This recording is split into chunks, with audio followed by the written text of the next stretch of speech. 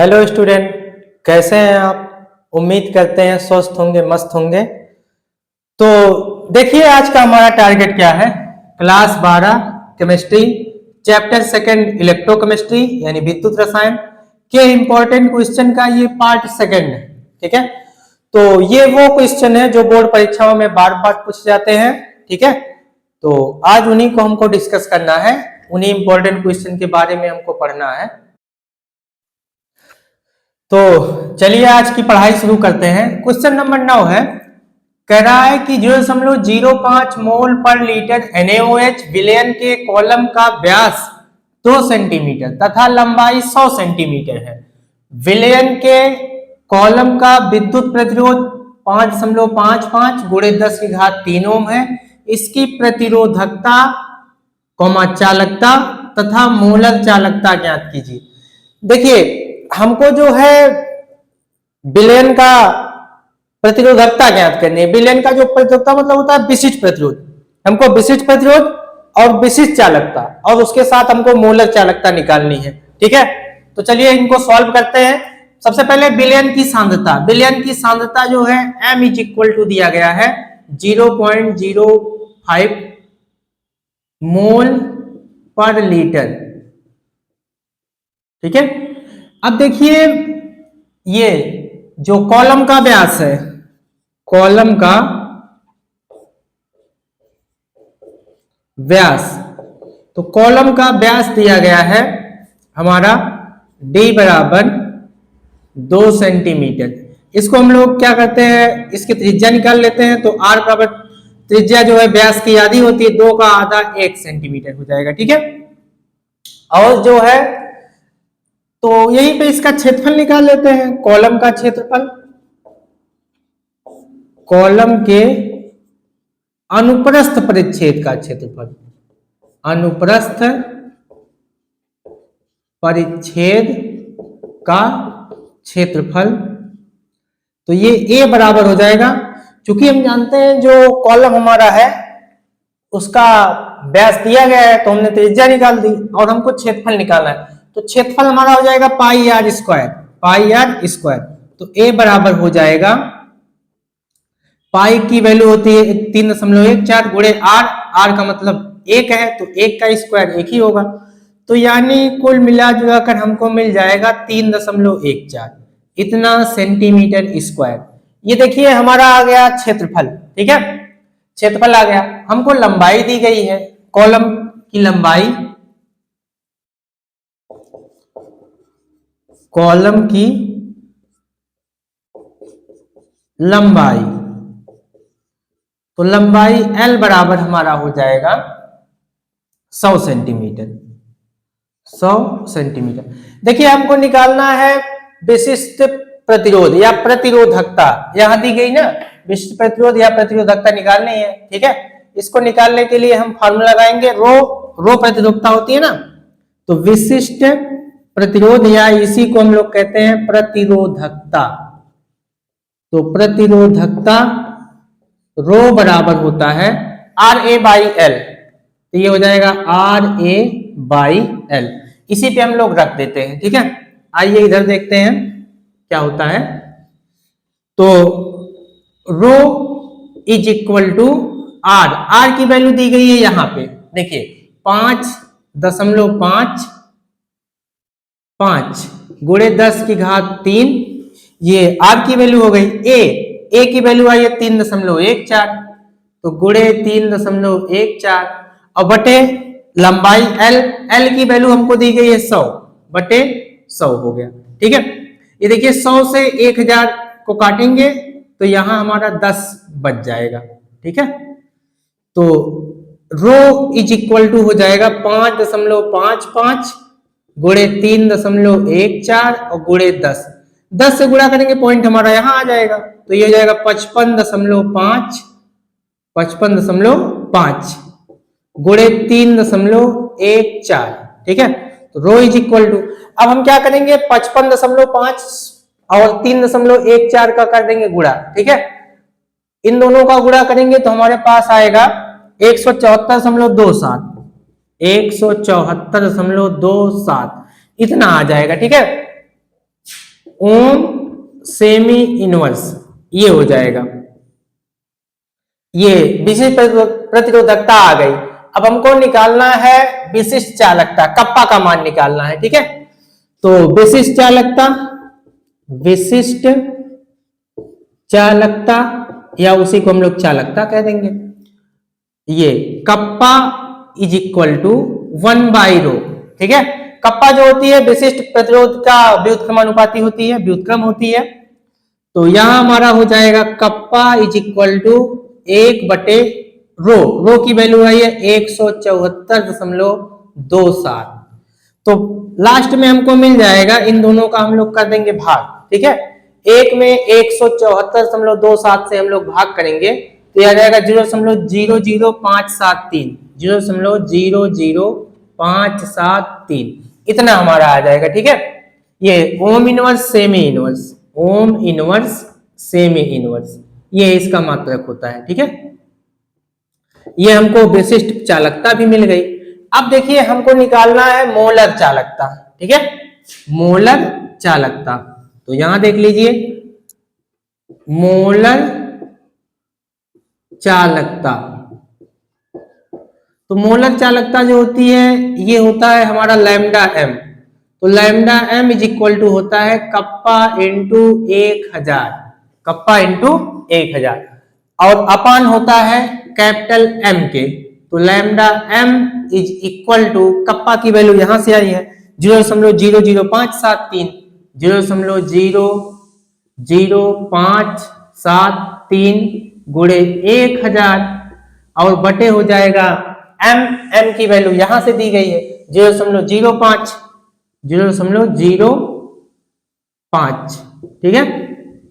अब देखिए ये हमारा हो जाएगा, जब इसका 1000 है ना तो 0.3 अंक दाईं ओर जाएगा, 1 2 3, तो यानी हमको मिल जाएगा lambda M is equal to 5.73 बटे हो जाएगा हमारा 0.05। 100 से गुणा कर दीजिए, गुणे 100, ऊपर नीचे 100 से गुणा करेंगे तो 0.2 अंक दाईं ओर जाएगा।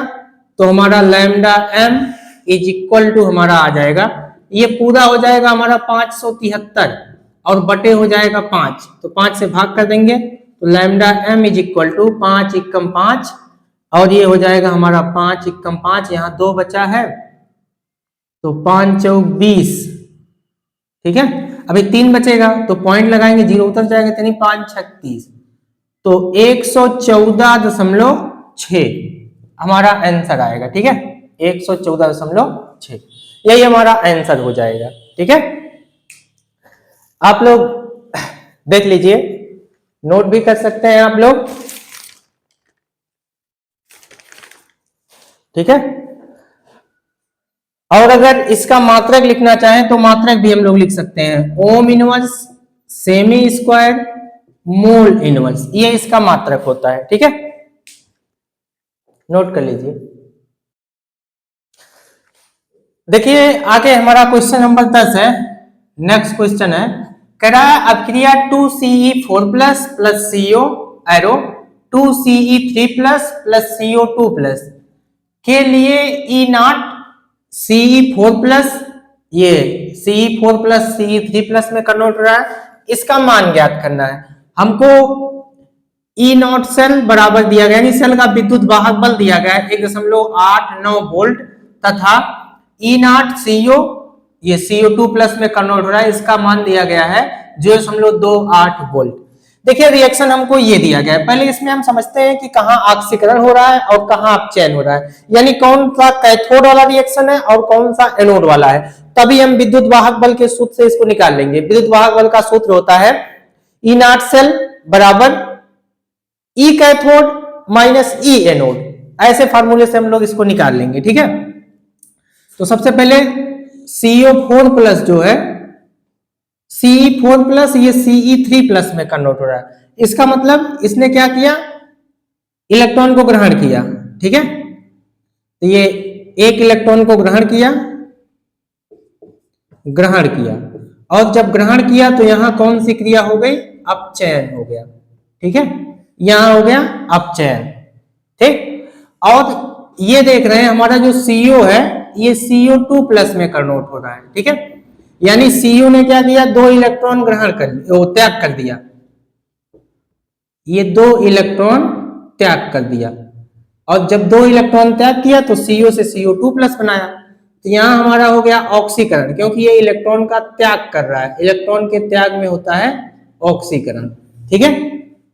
अब देखिए ये जो रिएक्शन होगा अपचयन जो होता है ये हमारा होगा कैथोड पर, ये कहां पे होगा, कैथोड पर, और ये जो रिएक्शन होगा ये हमारा होगा एनोड पर, ठीक है। तो हम लोग फार्मूला लगाएंगे, फॉर्मूला होता है E नॉट सेल बराबर E cathode, E cathode, cathode का मतलब ये वाला जो कहां गया, ये दिया गया है यहां पे, तो हो जाएगा E नॉट Ce4 प्लस, ये कन्वर्ट हो रहा है Ce3 प्लस में, Ce3 प्लस में, ठीक है। ये कैथोड हो गया, माइनस E एनोड, अब एनोड वाला कौन है, एनोड वाला ये CO2 प्लस में कन्वर्ट हो रहा है, तो ये हो जाएगा हमारा CO2 प्लस, ठीक है।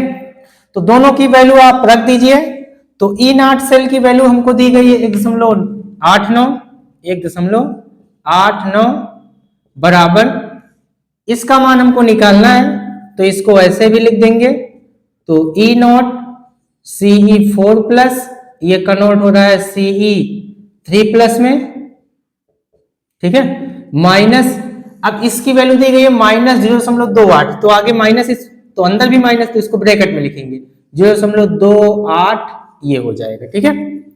अब देखिए यहां देख लीजिए, तो अब ये जब ब्रैकेट खोलेंगे तो ये हो जाएगा हमारा प्लस, यानी ये हमारा हो जाएगा 1.89 बराबर E नॉट Ce4 प्लस, ये कन्वर्ट हो रहा है Ce3 प्लस में, Ce3 प्लस में, तो ये हो जाएगा प्लस, और ये हो जाएगा 0.28, ठीक। पक्षांतर करेंगे तो ये प्लस है, इधर आएगा तो माइनस, यानी हमको मिल जाएगा 1.89 माइनस 0.28 बराबर, इधर हमारा बचेगा E नॉट Ce4 प्लस, ये कन्वर्ट हो रहा है Ce3 प्लस में, तो कुल मिलाकर हमको इसमें से इतना घटा देंगे, तो E not Ce4 plus Ce3 plus में कन्वर्ट हो रहा है, तो ये हमारा बराबर हो जाएगा, तो 1.89 में से 0.28 घटा देंगे, 9 में से 8 घटाएंगे तो हमारा बचेगा 1, और ये 8 में से 2 घटाएंगे बचेगा 6, और 1 में से 0 घटाएंगे 1, तो 1.61 वोल्ट आ गया, इतना वोल्ट, ये हमारा आंसर हो गया, इतना वोल्ट आ गया जो हमारा कैथोड वाला E नॉट था। नोट कर लीजिए आप लोग। देखिए अगला क्वेश्चन हमारा क्वेश्चन नंबर 11 है, कह रहा है कि फैराडे के विद्युत अपघटन नियम को समझाइए। देखिए हमको जो फैराडे का विद्युत अपघटन का नियम होता है उसको हमको समझाना है।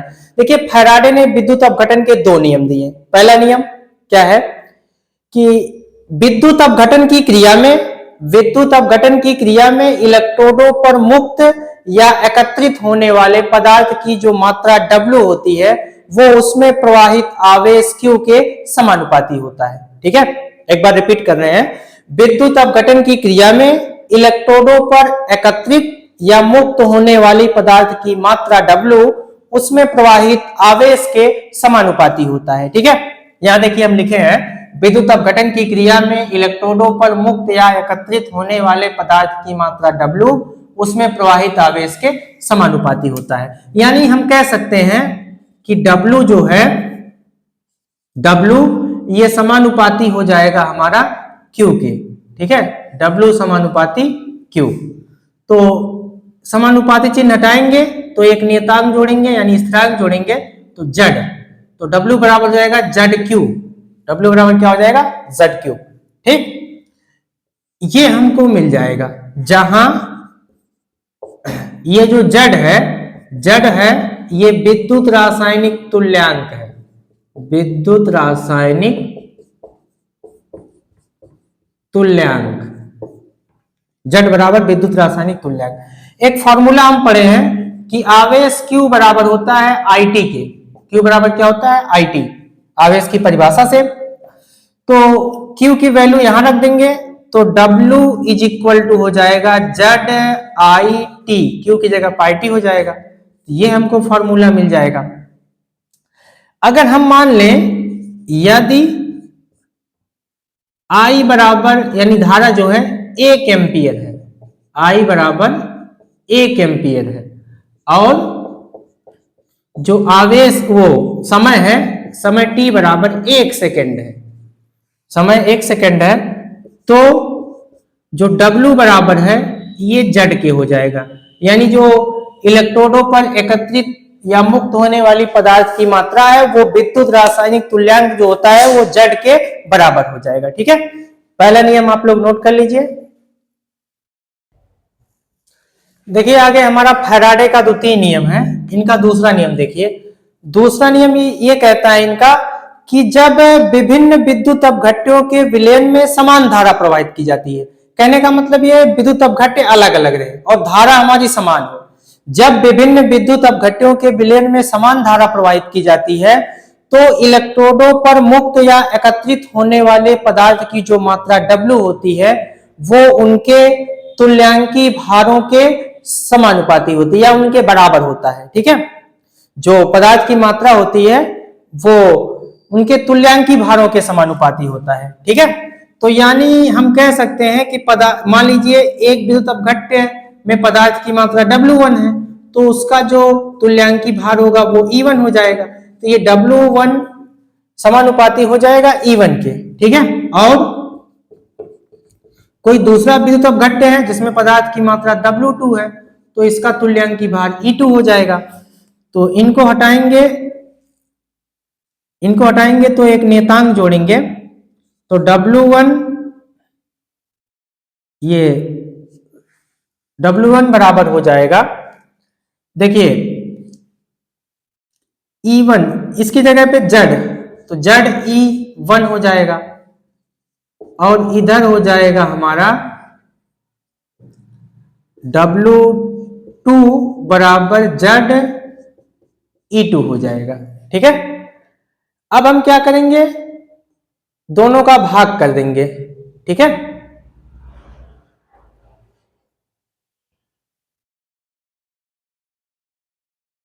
या ऐसा भी कर सकते हैं, अभी अगर नियतांक हम लोग ये ना जोड़े तो यहां हम लोग अगर नियतांक एक नियतांक के जोड़ ले, यहां भी एक नियतांक के जोड़ ले। ठीक है, यानी इस समानुपाती चिन्ह को हटाएंगे, नियतांक जोड़ेंगे के, इसको भी हटाएंगे, यहां जोड़ेंगे के, तो ये हमारा हो जाएगा, इन दोनों का भाग कर लीजिए W1 और W2 का, तो W1 upon W2 is equal to यहां हो जाएगा के E1 अपान ये हो जाएगा हमारा के E2, के से के हो जाएगा कैंसल, यानी हमको मिल जाएगा, ये हमारा मिलेगा W1 अपान W1 अपान W2 बराबर हो जाएगा E1 अपान E2, ये हमको फार्मूला मिल गया। ठीक है, और हम लोग पढ़े हैं कि W बराबर ZIT होता है, W बराबर क्या होता है ZIT, यानी W1 बराबर हो जाएगा Z1IT और W2 बराबर हो जाएगा Z2 इंटू IT हो जाएगा। ठीक, अब W1 की जगह पे Z1I2, तो यहां हो जाएगा Z1IT upon Z2IT is equal to E1 upon E2, ये हमारा हो जाएगा, IT से IT हो जाएगा कैंसल, तो हमको मिल जाएगा Z1 upon Z2 is equal to E1 upon E2, ये हमको मिल जाएगा। और हम यहां से एक चीज और कह सकते हैं, हम कह सकते हैं कि जो E है ये जड़ के समानुपाती है, तो यहां देखिए, यहां से हम लोग कह सकते हैं कि जो ई होता है यानी तुल्यांकी भार होता है वो विद्युत रासायनिक तुल्यांक के समानुपाती है, यहां से कह सकते हैं। तो इस समानुपाती चिन्ह को हटाएंगे तो एक नियतांक जोड़ेंगे F, तो E इज इक्वल टू हो जाएगा FZ, ठीक है, जहां F एक फैराडे नियतांक है, फैराडे नियतांक है या स्थिरांक कह लीजिए, फैराडे स्थिरांक है। और फैराडे स्थिरांक F का मान होता है 96,500 कूलाम, ठीक है, ये होता है फैराडे का द्वितीय नियम, नोट कर लीजिए आप लोग। अगला क्वेश्चन देखिए हमारा है क्वेश्चन नंबर 13, इलेक्ट्रोड विभव से क्या तात्पर्य है? किसी धातु का इलेक्ट्रोड विभव किन किन कारकों पर निर्भर करता है? देखिए इसमें हमारा क्वेश्चन दो है, एक तो कह रहा है कि इलेक्ट्रोड विभव से क्या तात्पर्य है, इसमें हमको इलेक्ट्रोड विभव को समझाना है। दूसरा क्वेश्चन हमारा यहाँ ये बन रहा है कि किसी धातु का जो इलेक्ट्रोड विभव होता है वो किन कारकों पर निर्भर करता है। तो सबसे पहले हम लोग इलेक्ट्रोड विभव को समझ लेते हैं, उसके बाद उसके कारक को उसके बाद समझेंगे। तो इलेक्ट्रोड विभव क्या होता है? जब किसी धातु की छड़ को उसके लवण के विलयन में डुबोया जाता है तो छड़ पर एक आवेश उत्पन्न हो जाता है जो विलयन के विपरीत होता है, जिसके कारण छड़ की सतह पर एक विभव उत्पन्न होता है जिसे इलेक्ट्रोड विभव कहते हैं, और इसको प्रदर्शित करते हैं ई से, कैपिटल ई से। अब देखिए दूसरा क्वेश्चन हमारा है कि किसी धातु का जो इलेक्ट्रोड विभव होता है वो किन कारकों पर निर्भर करता है। तो सबसे पहला कारक ये होता है कि विद्युत अपघट्ट की सांद्रता पर, विद्युत अपघट्ट की सांद्रता कैसी है, ठीक। दूसरा कारक हमारा होता है कि ताप और